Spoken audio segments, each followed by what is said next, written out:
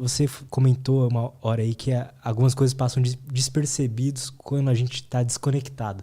Exato. Você comentou também sobre força, né? Que você pode me explicar melhor, mas tem a ver com a ayahuasca ali. Sim. Então, conta um pouco pra gente o que é essa desconexão que talvez eu imagino que muitas pessoas estejam vivendo agora, num momento assim. O nome do meu grupo é Reconexão do Ser. O nosso ser. Eu entendo e observo que o ser humano, quando nasce, e até antes de nascer, ele é programado. Né? Então a gente fala muito do computador, que é uma linguagem mais fácil, mas o computador veio do cérebro, né? É ao contrário, né? Foi baseado. Como que eu vou armazenar a memória? Como que eu vou lembrar? A gente não lembra de muita coisa. Mas está tudo registrado no nosso subconsciente. E aí vai PNL, hipnose, né? Mas enfim. Então, nós somos programados. Esses programas, hoje, com a tecnologia, eles nos distanciam ou você não conhece, você não sabe quem é você. Por conta de atender às expectativas dos pais, da mãe. Começa tudo em casa e depois vai para a escola, né? E atender expectativas. Eu mesmo, na minha adolescência, comecei a fumar para mostrar que eu era mais velho. Eu tô com 58, né? Sou de 63, então são gerações, né? Ainda aquele machismo mais exacerbado, então a gente tinha que se autoafirmar. Então são programas que não são seus, não é você aquele cara. Você quer mostrar para o outro para ser aceito, né? Para se incluir em algum grupo ou grupos. Então você começa a vestir máscaras, que a gente chama, né? Ou personas, que seria um termo mais técnico, né? E aí você vai e acredita nesse cara. E não é você, sabe? E a gente poderia falar muito sobre isso. Mas aí o que acontece? A ayahuasca. Eu como terapeuta, né? As pessoas que vão nos meus trabalhos, e aí a gente senta para fazer terapia, fazer uma vez por semana, aquela coisa toda. Porque o meu trabalho, eu tenho uma história com ele, que o acolhimento. Depois tem a experiência propriamente dita, depois a integração. Que a gente entender essa experiência, sabe? Destrinchar isso daí. Porque, quando vem a força da ayahuasca, o que eu vejo? Eu vejo um acesso, abre-se um portal, vou falar portal, que é uma linguagem, para o seu subconsciente. Vai vendo. Aí ele vem à tona. Por isso que as pessoas choram. Porque eu costumo dizer que a ayahuasca tem o poder de ressuscitar, né? Então não é a sua mãe e seu pai falando de você quando você tinha 5 anos. Não, você vai lá, volta na cena e você interage com a mãe ou o pai como protagonista ou como observador. Só que dentro disso você sente. E aí que você chora. Você sente como se estivesse lá mesmo. Não lá. É só assistir um filme, é estar lá. Não é uma tela holográfica. Você está lá. Entendeu? Por isso que eu falo ressuscitar. Você revive aquilo com tudo que você tem. Até visualmente. Né?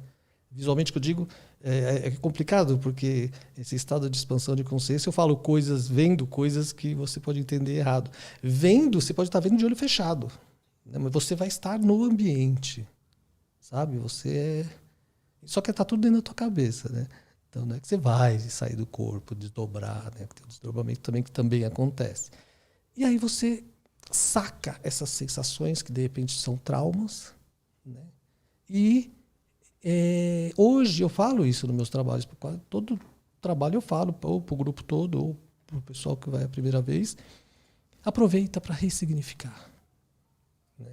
Eu conto uma historinha muito interessante, um trauma, né? Por exemplo, vou ter 2 meninas, 2 irmãs, 1 ano de diferença, e aniversário de uma delas. Né? Aí, e essa aniversariante está super ansiosa, esperando o papai chegar do trabalho para receber o presente, que é aquela tão sonhada, né, boneca, né, e tal. E aí o pai chega bêbado e entra na sala, tá uma do lado da outra e dá para outra o presente. Olha a cena. Aí a mãe vê, não, você é louco, não sei o quê, e brinca e tal, e dá pra menina. Já foi. Ela já traumou. Não adianta mais, né? E aí essa relação familiar é abalada. A partir daquele momento, as irmãs não se dão bem, ou a filha não consegue mais falar com o pai, ou briga muito, ou com a mãe que é culpada porque deixou o pai. Aí a mente humana, né? É criativa, né? Muito. O que atrapalha a gente são as possibilidades, sabe? As milhares de possibilidades que a gente percebe. E a mente alimenta a gente paralisa assim mesmo. Isso vira um problema, que aí vai ansiedade, depressão, porque eu não sei o que eu quero fazer da vida. E aí vai. Isso é uma parte. Mas aí, quando você volta... Eu converso com as pessoas. Quando você volta nessa cena, imagine essa cena. Aí, dá risada porque seu pai tava bebaço. É só isso. Ele não... Sabe? Foi uma... Tava chapado e entregou a boneca pra filha errada, né? Porque foi muito... Abriu a porta e viu e deu ali, meio que vontade do banheiro. Não sei. Ressignifica. Cara, já aconteceu casos assim entre irmãos, de sair da cerimônia assim, uma paz na família, Natal, todo mundo junto, porque eles não se bicavam de jeito nenhum. É assim, eu tô falando de 30 anos de briga, de treta. Entendo. Saca? E aí, de repente, por causa de uma dessa, curou a família inteira. Isso que a gente chama de cura, sabe? Lógico que a gente conversa, tal, muitas vezes na força, mas é isso que a gente chama de cura, entendeu? Então eu podia falar vários casos aqui, assim, muitos. Estou falando muitos, faz mais de 20 anos que eu faço isso. É muita informação, assim, de resultados maravilhosos, né? Que terapeuticamente, se fosse uma terapia que eu também faço, só falar, né? Só conversar, demora mais. Sim, entendo. Demora mais para até acessar essa informação, né? Não falo que a ayahuasca vai resolver. Ela não resolve nada, ela te mostra. E você vai lá e faz. Num caso de perdão para sua mãe, para seu pai, se você não for lá e falar, sabe? Sentir, né? Eu falo que a mudança, sem atitude, sem ação, não é nada. Não adianta você mudar aqui certas coisas, né? Tem que fazer, né? Então, falar, vamos chorar junto com o pai, com a mãe. É lindo.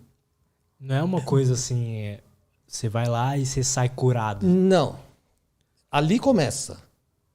É o papel, por exemplo, o papel do terapeuta. Ele não te ajuda a você entender uma questão, um trauma, alguma coisa. E aí você vai aos poucos e tal. É a mesma coisa, só que é muito mais... É muita coisa, na verdade. Estou falando uma parte das experiências.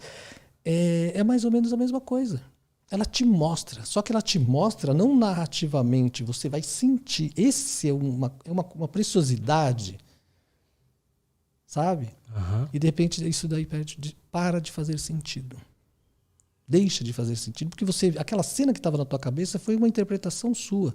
Que aí entra, né? Comunicação não violenta, né? Tem um capítulo que fala de interpretação. É impressionante como a gente interpreta certas coisas. E aí, com 5 anos de idade, e aí crava em você uma informação e você acredita, aí é crença, e essa crença vai se autoalimentando e vira um monstro.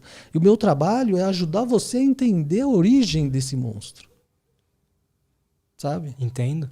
Tem situações, eu não estou falando nem de ayahuasca e tal, tem situações que eu consigo fazer isso em uma sessão. Como? Eu conto muita coisa. Pode contar. Tem um caso muito interessante de uma amiga, assim, enfermeira, da área de saúde. E eu fui atender o marido dela, na época, né? Mas era outro caso. Mas eu estava lá, ó a cena. Se liga na cena. Eu estava na sala da casa dela, 2 filhas, tal, adultas, e jogando conversa fora. Eu fui atender ele. Na verdade, eu não fui atender ela. E ele chegou. Ia chegar do trabalho, ele chegou, falando futebol, falando besteira, assim, dando risada e não sei o quê. E a esposa falou, ele até brincou, falou, você devia pagar a sessão para ele. Não sei o quê, que tipo, em abril, se não me engano, eu tenho crises de asma, assim, impressionantes. Falei, sério? Eu não sabia, eu era amigo dela, eu não sabia, mas ela entrava num processo de estar andando na rua, parava você, que nunca viu na vida, e falava, me ajuda, pelo amor de Deus, fala comigo. Mas senhora, a senhora está se sentindo bem? Não, fala comigo, qualquer coisa, mas fala comigo. Ela começava a perder o ar, pânico, isso há muito tempo atrás. E nananana, assim, começava um mês antes e acabava um mês depois. Vai vendo. A mente humana. Aí, isso se agravava. Isso ia chegando num pico, numa determinada semana, por assim dizer, que ela tinha medo de subir em escada. Ela não subia escada, é a clínica dela, terapeuta. A clínica dela subia escada. E ela travava, dirigindo, ela parava o carro, ligava para qualquer um que aparecia, ela não conseguia ficar sozinha. No fim é isso. E comecei a cutucar e falava, eu falei, mas aí, aconteceu alguma coisa? Assim, desse jeito meio, não, que não sei o quê, conversando. Eu estou falando dessa forma para você ver como que é a Você coisa. vai descobrindo, né? A coisa vai andando, eu vou distraindo a pessoa, recebendo informações, mas não aconteceu nada mesmo. Não. E nananana, até que numa das vezes que não aconteceu nada mesmo, eu falei, aconteceu um evento na minha vida muito sério e tal. Eu falei, o que foi? Falta de ar, né? Coração, tudo. Aquela pânico mesmo, escada e a solidão, certo? Enquanto a gente estava jogando conversa fora, eu estava lendo. Né? Tá, medo de ficar sozinha, né? Parar a gente na rua, né? 7 anos de idade, eu sou daqui de São Paulo, né? Também. Então tem aquelas casas tipo sobre lojas, aquelas antigas. Uhum. Então a família tinha ido na feira, né? E eu, como criança, falei de São Paulo por causa disso. A gente sempre saía correndo quando entrava na rua, né? Na nossa rua.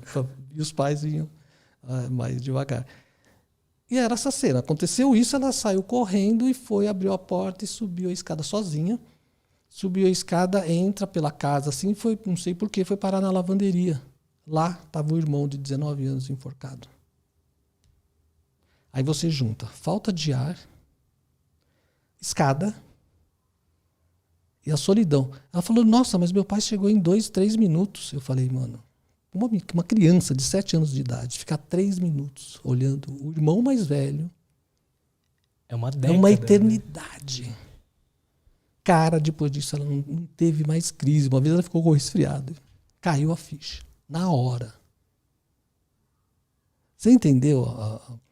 Isso não se ensina assim, de uma certa forma. Isso é a estrada, né, da vida da ayahuasca, não sei o quê. Eu consigo falar com o subconsciente de uma forma muito tranquila, sabe?